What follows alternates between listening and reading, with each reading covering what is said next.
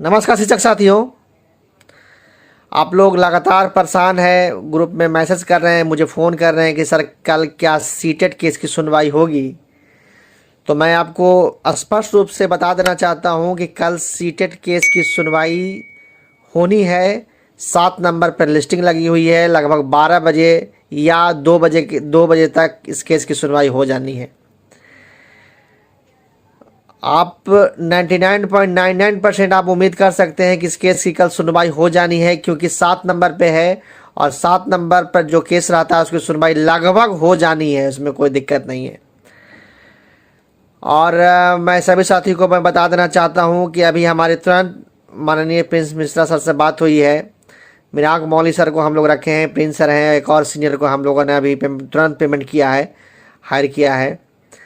तो हम लोगों की तरफ से 2-3-4 वकील रहेंगे और आप लोग निश्चिंत रहें। हम लोग सीटेट वाले मामले में जान लगा देंगे, क्योंकि उसी पे हमारी जो भी है सारा मामला अटका हुआ है। यदि सीटेट नहीं तो हम लोग एलिजिबल नहीं, ये स्थिति हो जाएगी। और हम ही नहीं, एनआईओसी कैंडिडेट नहीं, 80% जितने भी साथी हैं, जिसमें बीएड कैंडिडेट भी हैं, रेगुलर डीलेट कैंडिडेट भी हैं और एनआईओएस भी हैं, ये तीनों कैंडिडेट में 80% लोग सीटेट क्वालिफाइड हैं और सीटेट क्वालिफाइड पे ही आवेदन किए हैं। कई लोग तो बीटेट क्वालिफाइड हैं, लेकिन फिर भी क्योंकि उनका नंबर सीटेट में ज़्यादा था बेटेज के लिए, वो सीटेट से ही अप्लाई किए हैं। तो कहने का ये मतलब है मेरे दोस्त कि 80% लोग सीटेट वाले ही आवेदन किए हैं और कुछ लोग के चलते हम लोग परेशान हैं। लाखों का फंड हम लोगों का इकट्ठा करके एडवोकेट को देना पड़ रहा है और मुझे पता है कि क्या होना है, वही होना है जो पहले जो था, एज इट इज ही रहना है।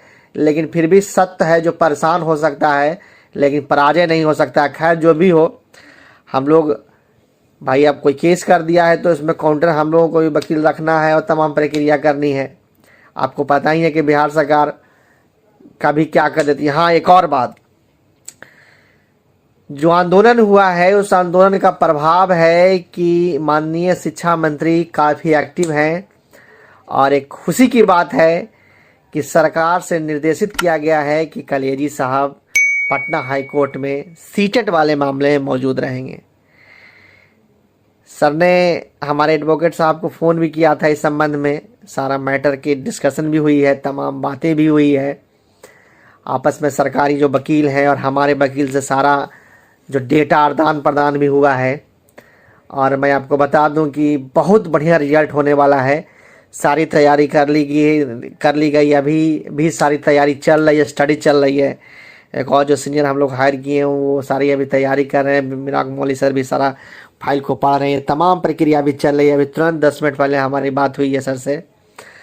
तो किसी को चिंता करने का आवश्यकता नहीं है, जो होगा बेटर होगा। और हमेशा सत्य की जीत हुई है और हम लोग ईश्वर पर भरोसा रखें। कभी हम लोग आज तक निराश उदास नहीं हुए हैं, क्योंकि हम लोग हमेशा किसी को परेशान नहीं किए हैं, अपने हक के लिए लड़ाई लड़े हैं। दूसरे लोग तो ज़रूर हमें परेशान किया है, दूसरे लोग हमें तबाह किया है, बिना मतलब का मेंटली हरास किया है, लेकिन हम लोग किसी को मेंटली हरास नहीं करते हैं, परेशान नहीं करते हैं। क्योंकि भाई सबकी, मैं समझता हूँ कि नौकरी एक बहुत महत्वपूर्ण चीज़ है और सब उसमें जो जो जो एलिजिबल हैं वो पार्टिसिपेट करें, हमारी यही शुभकामना रहती है। लेकिन कई गद्दार लोग जो है इस बात को समझते नहीं है, उल्टा पुल्टा एक्टिविटी करते रहते हैं, हम लोग परेशान होते रहते हैं। तो कहने का मतलब यही मेरे दोस्त कि कल सुनवाई हो जानी है और सभी लोग पॉजिटिव रहें। जो भी सुनवाई होगी बेटर सुनवाई होगी और कोई ज़रूरी नहीं है कि कल ही सारा डिसीजन आ जाएगा। हो सकता है कि और डेट पड़े और इस पर आगे सुनवाई होगी, लेकिन फ़िलहाल कल सुनवाई होनी है।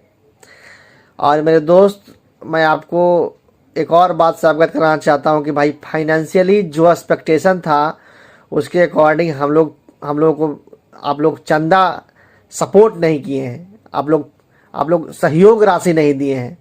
अभी हम तुरंत अपने अकाउंट से एडवोकेट साहब को हमने पेमेंट किया, अभी तुरंत थोड़ा देर पहले।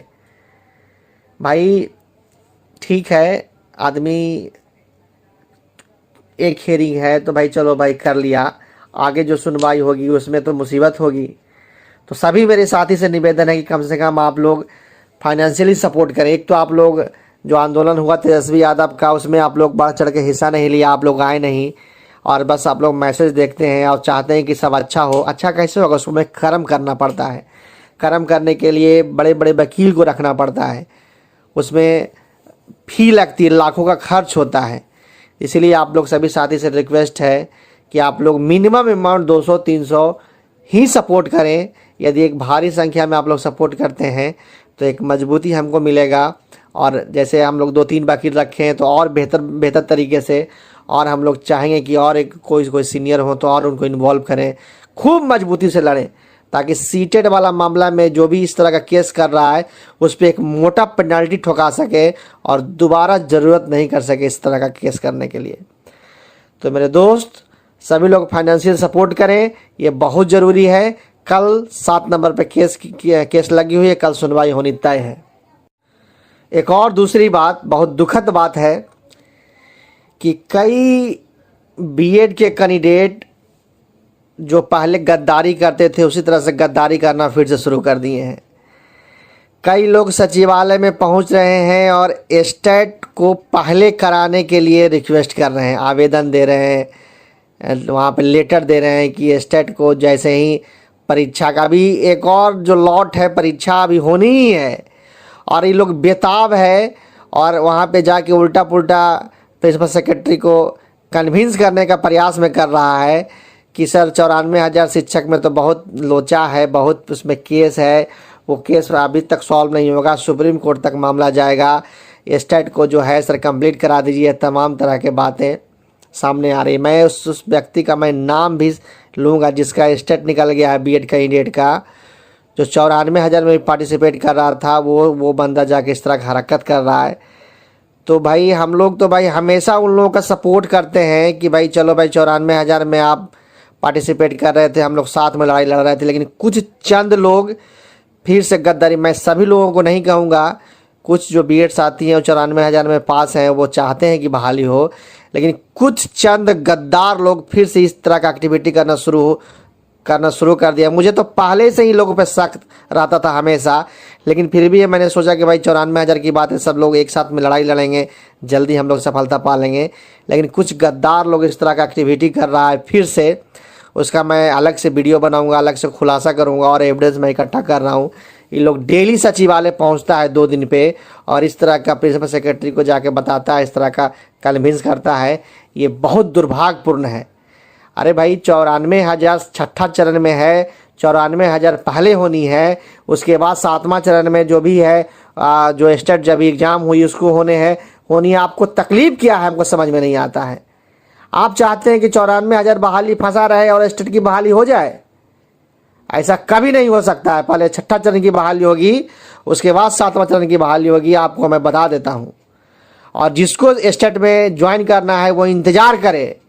94,000 में उसको नहीं ज्वाइन करना है मत ज्वाइन करे, लेकिन इंतज़ार करे। 94,000 की बहाली कंप्लीट होगी, उसके बाद ही स्टेट की बहाली होगी। और ये शिक्षा मंत्री जी भी बोल चुके हैं, प्रिंसिपल सेक्रेटरी भी, मुलाकात जब हमारी हुई तो उन्होंने ये इस तरह का कहा कि अरे कुछ लोग आते हैं इस तरह का बात करते हैं आप लोग, ये तमाम चीज़ें हैं। बाकी डीपली मैं बताऊंगा समय के साथ।